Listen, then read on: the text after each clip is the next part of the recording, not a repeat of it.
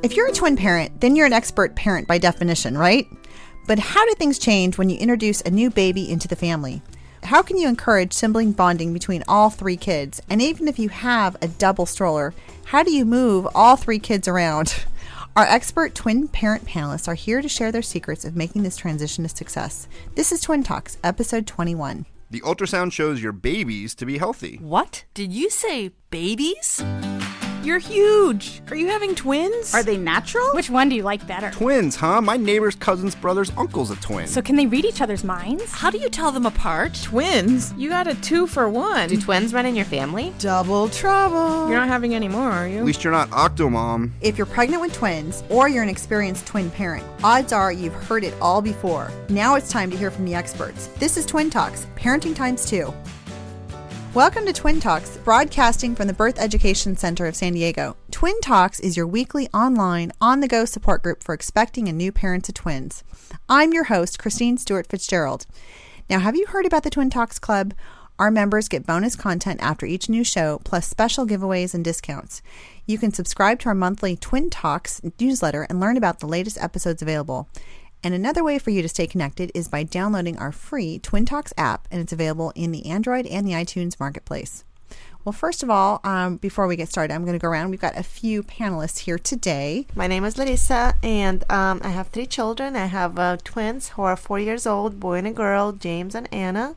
And then I had a surprise baby when they were about 22 months, and her name is Sasha, and she's 2 now. And it's been a roller coaster ride, I would say, but we love it. And she was meant to be in our family, so we really love it. The third one is great. Yeah. Surprise, but wonderful addition. Yeah.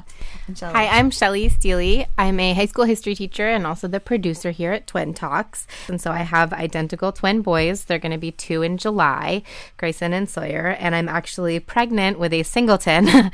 Thank goodness. But so I'm just here to kind of ask some questions from you guys and find out what I'm getting into. I just wanted to let you guys know really quickly about our virtual panelist program. So you can follow us on Facebook or on Twitter. But if you want to become a part of our conversation, you can actually use hashtag TwinTalksVP to allow you to be a panelist from the comfort of your own home. So make sure to check for those updates on our pages. All right. And I'm your host, Christine Stewart Fitzgerald. Now, my girls are identical, and they are 4.5 years old.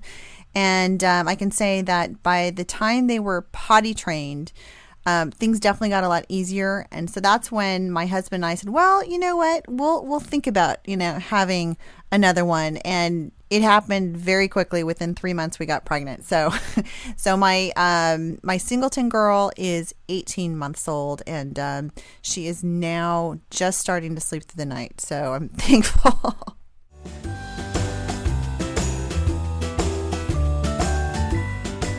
Hey everyone, this is Sunny. I am one of the producers here on Twin Talks, and we have a special comment that came from one of our listeners. This is for a segment we like to do where we respond to comments that you send us via email or things that you post on our Facebook page. This comes from Allison, and Allison said, "Hi all, I just wanted to comment on your Twin Talks episode 3 about annoying questions." Now, to give you guys some background, this was the 3rd episode that we did for Twin Talks, and we talked about annoying questions that people commonly ask moms and dads of twins when they see them out in public, and we were kind of lamenting on some of the things that commonly get said. So Allison continues, specifically about fertility treatment. You may want to keep in mind that people who ask about fertility treatment leading to twin pregnancy might be asking not merely because they're nosy, but because they have fertility problems of their own. I've heard moms pregnant with twins complain about people asking whether they had fertility treatment often enough that I know not to ask. But as someone who has spent the last 2+ years trying unsuccessfully to get pregnant, it is all I want to know. And I usually will ask moms with twins about it if I know them personally. I try to do so in a respectful manner, and no one has ever taken issue with it. Since I am currently starting fertility treatment, I realize I have have a higher chance of conceiving twins. I am desperate to talk to other people who have had fertility treatments and or who have had twins so I can understand and prepare. And she goes on a little bit further, but the point is well taken, Allison. And I think sometimes I'm a twin parent myself, and I have been asked by people I didn't know if we took fertility treatments. And ironically, my situation was that I had fertility treatments with one of my children. My very first son was conceived on fertility treatments, and then I didn't need it for my second, and then I spontaneously conceived identical twins. So that's kind of my background. So I feel you on this. I understand both sides of the equation, and it's good to look at that other side. So Allison, thank you so much for sending us this and for keeping our eyes open, regarding to the sensitivity of the matter, that people may have their own things that they're working through, and really may be inquisitive about that. So I appreciate you bringing this to our attention. And Allison, to your credit, we have also decided to do an episode specifically on fertility treatments and how that relates to having twins. And we're going to be recording that within the next month. And it was all prompted by your email. So again, thank you so much. I really appreciate it. If you guys have a question about an episode we did or want to just leave us a comment, we would love to hear from you. Again, you can post on our Facebook page or visit our website at twintalks.com.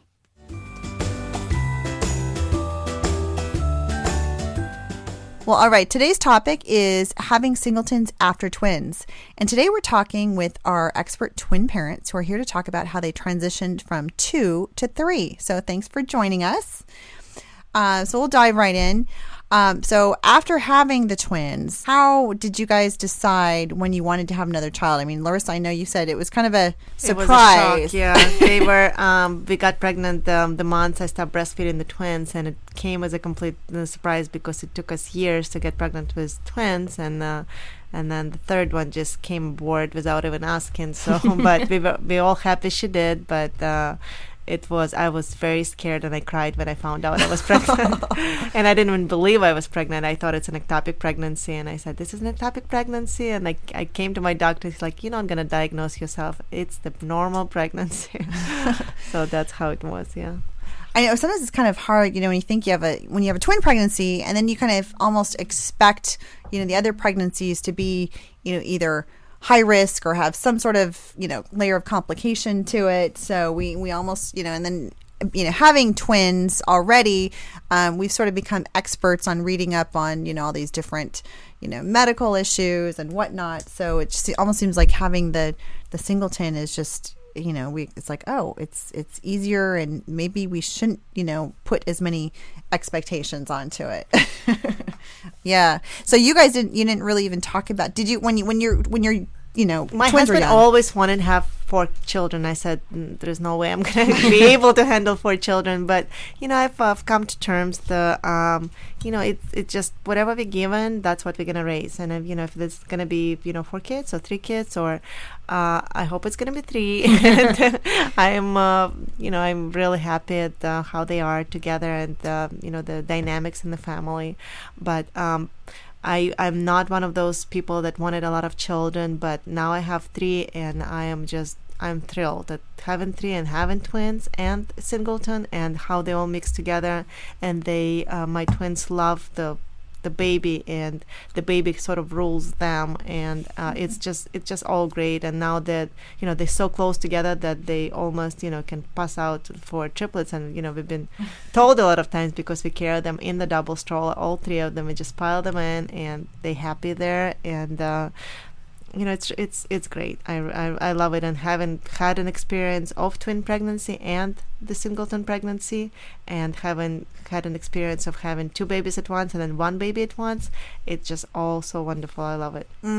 Yes. I know it's a very different experience. That's for sure. Very different, singleton. Now, Shelly, okay, so you're expecting your third. My third, yeah. And so I always wanted at least 3 kids, and my husband was willing to agree to at most 3 kids. Yes. So finding out we were having 2 at once was kind of a surprise, and I don't think we could have even thought at all about anything other than the twins for the first probably almost a year. But I think what changed for us is once they started sleeping through the night, it was like, oh, okay, this is what real life is like. You know, you can get 8 hours of sleep. We can talk to each other after they go to sleep. And then once my boys weren't nursing at night, by around like 11 months postpartum is when my cycle came back, and must have just triggered some like biological urge or something, because I went to my husband and I was like, well, I know we talked about, you know, a 2-year gap and a 3-year gap, and I really just think that the 2-year one is probably a better idea. You know, what are your thoughts? And he agreed. We were both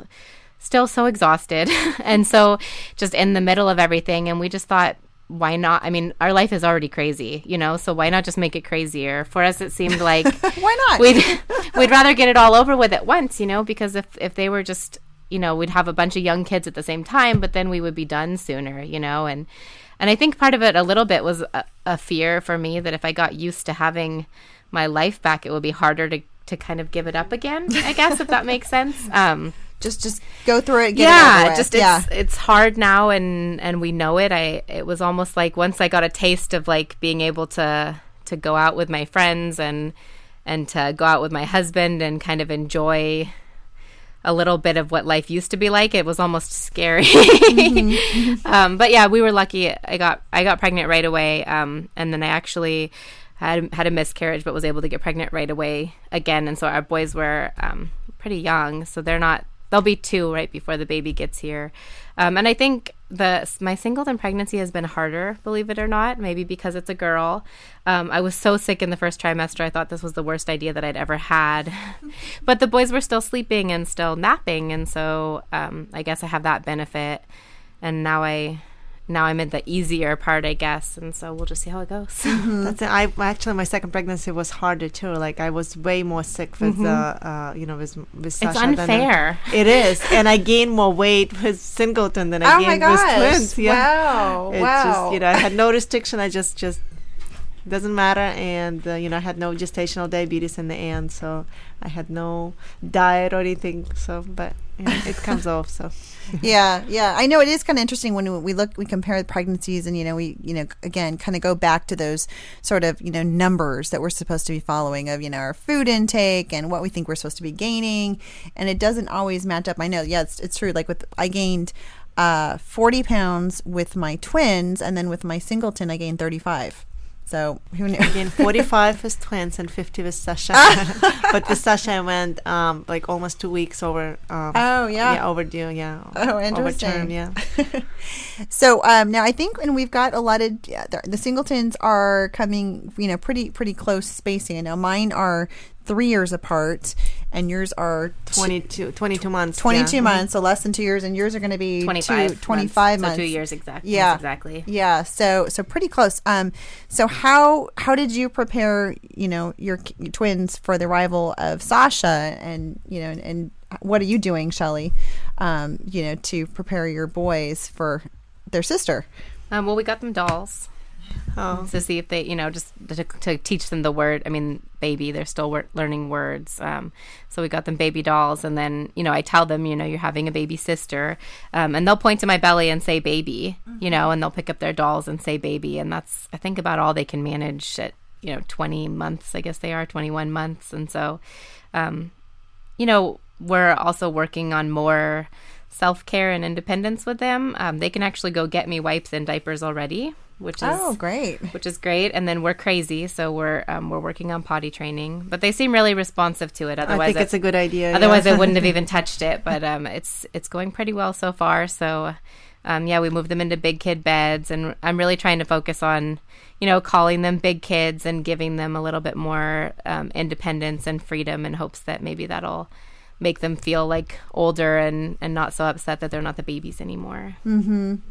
So I can enjoy that. Well, I can't, they were so little that it was really hard, and for me to even explain to them. But once I started showing, I kept pointing at my belly and telling them it's a baby in there, and they kept kissing them, but they really didn't understand. And when I was in the hospital with Sasha, they came to see me, they were just their eyes were, bigger than their faces. They didn't understand what's going on. Why is mommy not home? And my son didn't want to have anything to do with me the first week after I came from the hospital, because he was so used. He was the one that I carried more, because he's the one that cries more, I guess. And he just didn't want me to touch him. Like, I think this is how he showed that, that he's upset at me for not being there and coming back with the baby. But at the same time, maybe it took just maybe a week or two, and then they were just, head over heels in love with her, and they stayed that way, and they help, and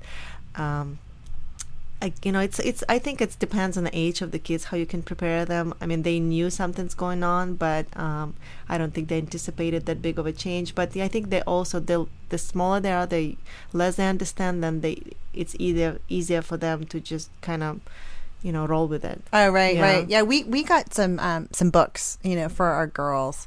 And one of them was a cute little, kind of a picture story. It showed the picture of the mom and the dad, and they're with the little boy, and then they go to the hospital, and then the grandma and grandpa come and stay with them, and it sort of takes them through sort of the whole process. And I thought that was cute. So they understood what our plan was, that Nana's going to come and stay with you, and when mom and dad are going to go to the hospital, and and there's a baby inside. And the other book was really cute because it was one of those, lift the flap books. And so it actually showed the picture of, the mommy with the baby. You could lift the flap with the belly, and there's the baby. Oh. So they kind of got a little, like, oh yeah, there's, baby. I'd point to my, my belly, baby. And, the funny thing was that they had, the hardest thing they had a time understanding was that there's only one baby, because of course in their world, everything is two. And, we had talked about, okay, you guys were in, my belly together, two babies. And so when I was telling them that, no, there's only one baby, well, wait, where's the other baby? I mean, it was just, inconceivable that there could only be one baby inside. So that was kind of, I think, a uniqueness of having the twins. So that was a funny thing. So through the pregnancy, they kind of understood the process. And then, thought it'd be interesting that when we introduced my little one, my little Michaela, how we're going to do that. And I thought my husband was kind of clever. So when we had her at the hospital, and then my parents brought them. So my husband got some little lollipops, and he said, look, these are the gifts, from little Michaela's giving you a present, little lollipops. And so it's cute. We have these pictures of my girls. We're all sitting on the bed, the hospital bed. Yeah. And they got their little lollipops. They're just so happy, like, oh, the new baby gave him a present. So I don't know. Did you guys do anything special? They have a first picture when they came to the hospital to visit me, because I was in the hospital for about 5 days, I think, after the C-section and everything. So they came, and they have this picture, and their faces, it's just, just looking at the baby, like, what is this mom holding in her hands? But so they knew I'll be coming home with the baby. So that was nice, that I didn't just show up and, brought something with me. They expected something different. Mm-hmm. So I like that, we had them come to the hospital. I really enjoyed that. And, but my heart broke when I came home, and I just saw them, and they were still so little, and I already had another baby in my arms, and like, they still so little, and but they become big kids. Yeah. Now, have you thought about any plans of how you want to introduce the boys to their sister? Oh goodness. I guess, I was just talking to my husband about this, because it's like when I was in labor and then having the C-section with the boy, my entire family was at the hospital.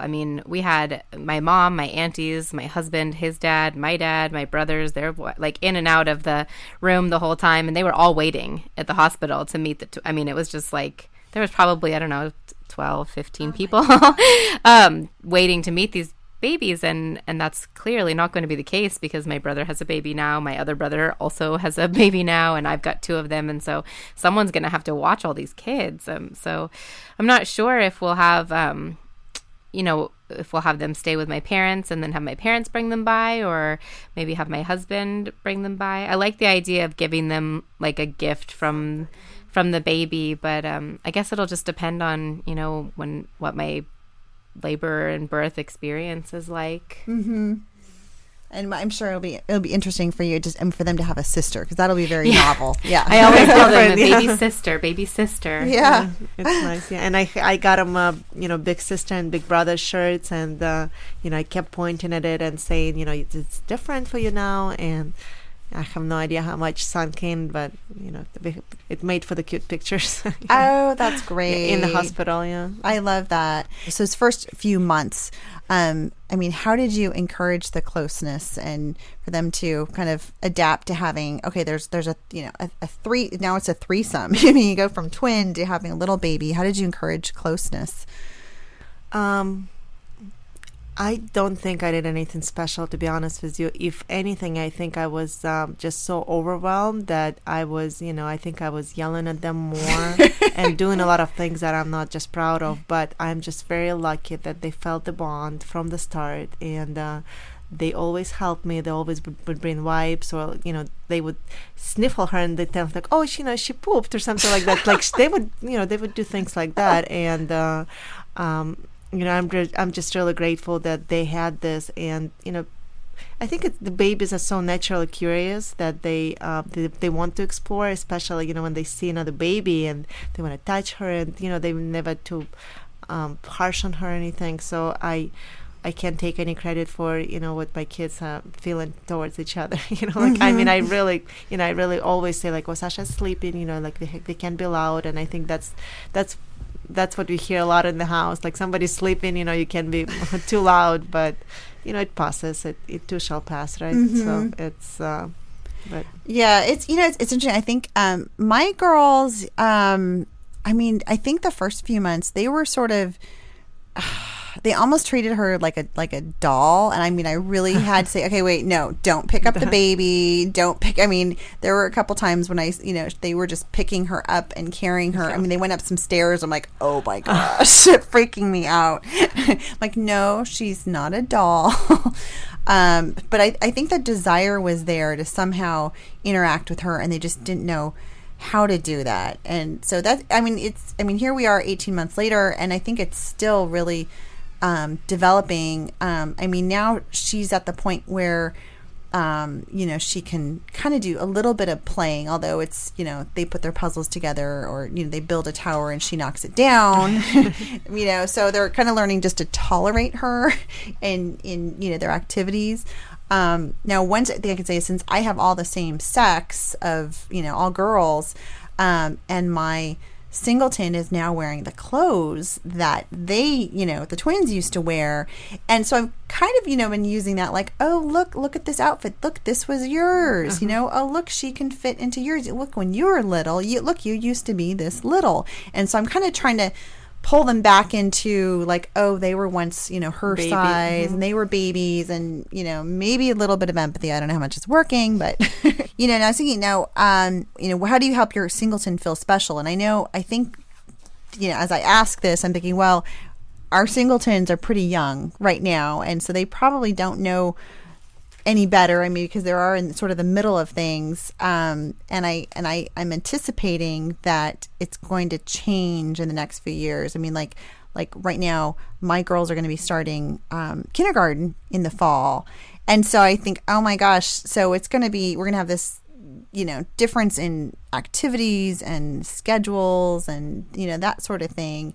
And I know I spend time with her, and we're still nursing, and so I think she gets a lot of mom time, but I do have to wonder when they're all school age and they're and she's really looking up to her big sisters, is it going to be a bigger challenge of helping her feel that specialness and uniqueness? I don't know. Do you have any thoughts? I have to say that I think if anything, I have to worry of the opposite. I want my twins to feel special, because she feels special because she's Singleton, and I carried her more than I ever carried them. And and whenever she wanted to nurse at night, I could just bring her to bed and just lay with her. Versus twins, I had to put them back in bed because the other ones come in. So it's there is this relationship that she and I, even now she cries. I pick her up and I carry her, and my mom said, "She's two. Why you carrying her around?" I go, "Because I can," and I couldn't with two. So I guess I have to encourage. So I have to be more careful to show my twins affection and that I love them just as much. I think that's a great point. We definitely want to talk more about how we can focus attention on Singleton and the twins, balancing that out. So we're going to come back and we'll talk about ways you can give your Singleton and your twins undivided attention.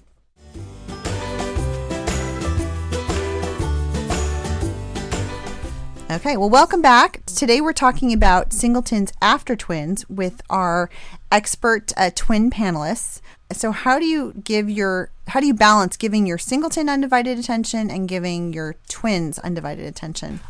In our family, it's probably, different in every family. In our family, there is a lot of just, three of them, three of them playing together, three of them reading a book with me, three of them eating at the same time. And I think because Sasha looked up to them so much, the little one, that she started eating early at the table. Like, she hasn't been eating in high chair for so long. Like, she started, very early for her age. She dropped the baby food at about a year. She didn't have any interest in baby food. I want to eat what they're eating.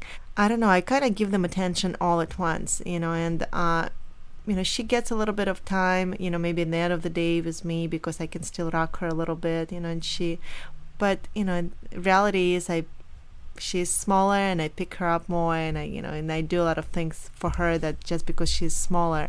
But I can relate to that though, as far as like kind of having to sort of divide up the time. And I know like in our house we've got a couple different play areas downstairs, and I have the Singleton, sort of her toddler stuff in one area, and then I have the twins preschool stuff kind of in another area. And, the idea was, okay, we can kind of keep their play areas separate. Does it work? No, yeah, unfortunately, not always so well. The Singletons, she's always interested. She likes, the big kid stuff, and, they get really annoyed. But sometimes I have been successful in, we'll do some crafts. So I'll engage with the twins, and they like coloring and, doing some crafts. So I can kind of sit them down at a table and get them busy, creating stuff. And then I can kind of be with the Singleton and sort of just keep her busy with, toys what she likes, something like that. So, I mean, I don't know if it's undivided attention, but I think it's a sense where they feel like, okay, I'm working with them, directly. Coming down to their level, right? Yeah, exactly.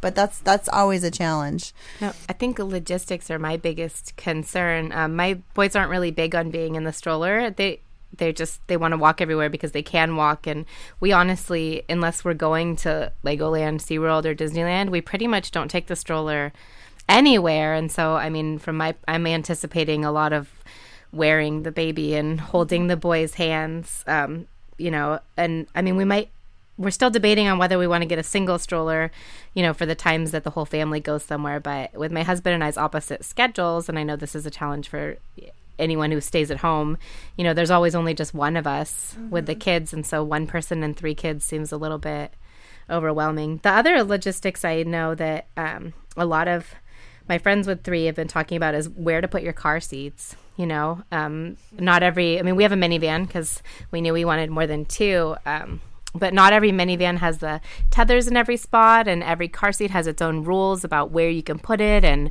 how you can attach it, if you can use the latch or the seatbelt. And so, I almost feel like I need to draw out a map on where I'm going to put I did a lot of that too. The seats. Yeah. There are a lot of logistics. I know we had a small SUV when we had just the twins, and it was just, 2 rows, theoretically seated 5, but it didn't seat 3 across. And so we're like, okay, it's either going to be a minivan or the big SUV. And so then we went for a bigger SUV that actually now we can seat 3 seats across, and we don't even have to use that 3rd row. And it's been so great. Same here. We actually have a minivan, but we can sit them all in the same row because, a lot of times you have to reach down to give them, whatever. And but now she sits in the back by herself and they sit up front. just 2 seats, because sometimes if you have a friend and somebody wants to put the seat in there, then, that works well. But, I love minivans, Yeah. So convenient, yeah.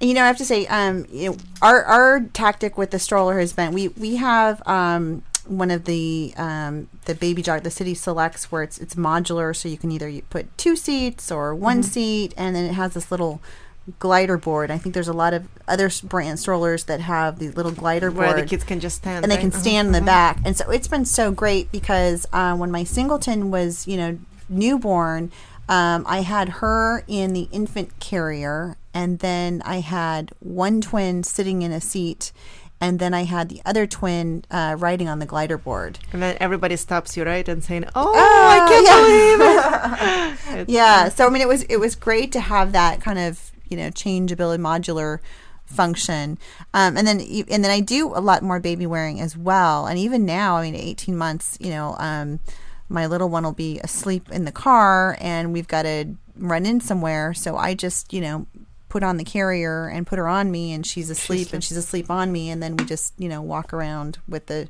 twins or at the store, and that seems to be working pretty well. Yeah, because you can't just carry around babies, so that's another blessing, right? Yes. Twins, I know we're, they're still young. I think all of our preschool and toddler age.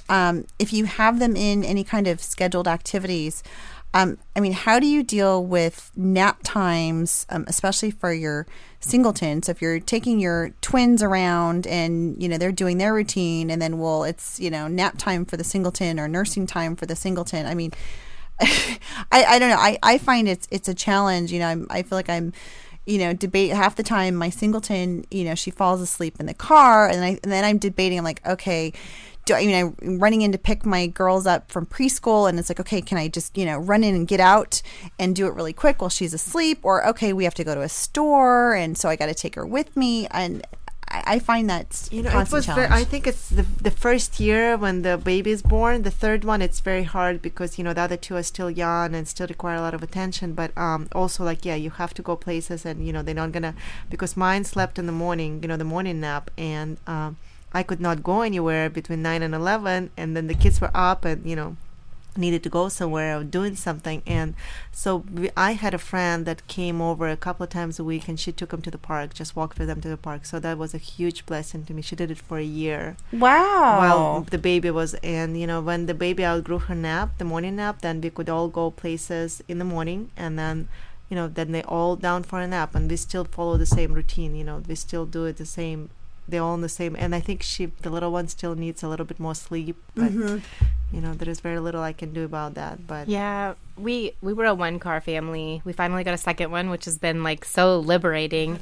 I think I'm the only one who thinks it's a luxury to go shopping with my children. But my husband managed for almost 2 years being at home during the day with no way to get anywhere other than a stroller, and I managed in the evenings, just so, you can get creative, walk to a park, or just take them out into your, if you have a yard or play area. But I think, we were pretty relaxed about sleep with the boys if they slept in the car or whatever, and we still are. And so I think that's my plan. If we need to go somewhere and the baby needs to sleep, well, that's what a car seat or a baby carrier is for, right? I think you got to let go of a lot of those scheduling and expectations, and just, I think one of my biggest concerns is making sure that the boys feel like they get enough attention still, because I think our instinct is to respond to the baby first all the time and, worry about the baby's needs. And I want to make sure I'm not valuing baby's nap time over playtime for the kids or anything like that. So just, making sure I make that balance. Could not sleep in the stroller or in the car. Oh, she my gosh. She would not. And she slept,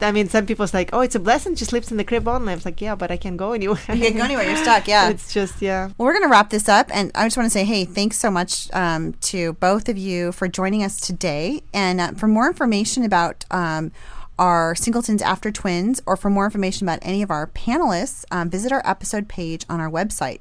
Now, this conversation does continue for members of our Twin Talks Club, and after the show, our panelists will talk about having a single baby compared with having twins. And for more information about the Twin Talks Club, visit our website, twintalks.com. Do you have any breastfeeding some funny stories about nursing in public that you can share? This is Andrea. So this is not technically public, but what happened when my twins were about 3 months old is there was a plumbing leak in the house. So the plumber came out, tore out the wall, and then he saw mold. So then the restoration people came and they saw the mold, and then they said there's asbestos. So this is the front entryway of my house. And at this point with the twins, I had finally figured out how to tandem nurse, but it required the whole couch, 6 pillows, which was the double nursing pillow, and then all the accompanying support and 4 blankets. And, I took over the whole thing to have them each on each side to launch them onto the pillow, and which was right in front of the entryway of the house. So we had the work crew for the mold, we had the work crew for the asbestos, and they brought in these giant dryers for the mold, because they ended up doing this restoration of the whole entryway and the bathroom. And then, of course, with all construction things, there were problems. So I had about, I don't know how many different work crews got to watch me tandem feed. I had my 8 a.m. feeding, I had my 11 a.m. feeding, I had my 2 p.m. feeding, all on this couch. The restoration lasted literally 2 or 3 months. And it was, it was the tiling guys and the painting guys and the mold guys and the asbestos guys. And I'd just be like, hi. And they all love, 2 babies. Oh, 2 babies. They're all, but then of course I got to feed them. So I don't know. They got the work done. Maybe that's why it took so long. They're enjoying it. So that wraps up our show for today, and we appreciate you listening to Twin Talks. Don't forget to check out our sister show, Preggy Pals, for expecting parents, and our show, The Boob Group, for moms who breastfeed their babies. We also have Parent Savers. It's your parenting resource on the go.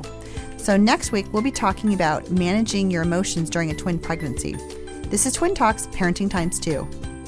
This has been a New Mommy Media production. The information and material contained in this episode are presented for educational purposes only. Statements and opinions expressed in this episode are not necessarily those of New Mommy Media and should not be considered facts. While such information and materials are believed to be accurate, it is not intended to replace or substitute for professional medical advice or care, and should not be used for diagnosing or treating healthcare problem or disease or prescribing any medication. If you have questions or concerns regarding your physical or mental health or the health of your baby, please seek assistance from a qualified healthcare provider. New Mommy Media is expanding our lineup of shows for new and expecting parents. If you have an idea for a new series, or if you're a business or organization interested in joining our network of shows through a co-branded podcast, visit newmommymedia.com.